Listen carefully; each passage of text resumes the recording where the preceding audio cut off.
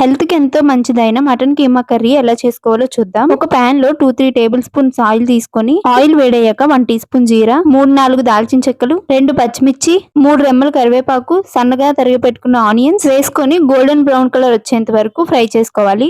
Onions fry అయినాక 1 tea spoon అల్లం వెల్లుల్లి పేస్ట్ వేసుకొని మొత్తం కలుపుకోవాలి. నెక్స్ట్ పసుపు, ఉప్పు, కారం, నిమ్మరసం కలిపి పెట్టుకున్న మటన్ కీమాను వేసుకొని మొత్తం ఒకసారి మిక్స్ చేసి కీమాలోంచి వచ్చిన నీరు మొత్తం ఆవిరి అయిపోయేంత వరకు ఫ్రై చేసుకోవాలి.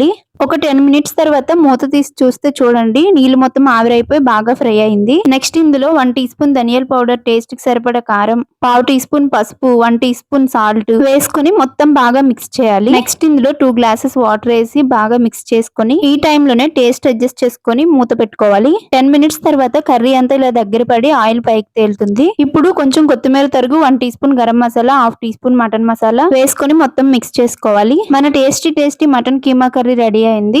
సబ్స్క్రైబ్.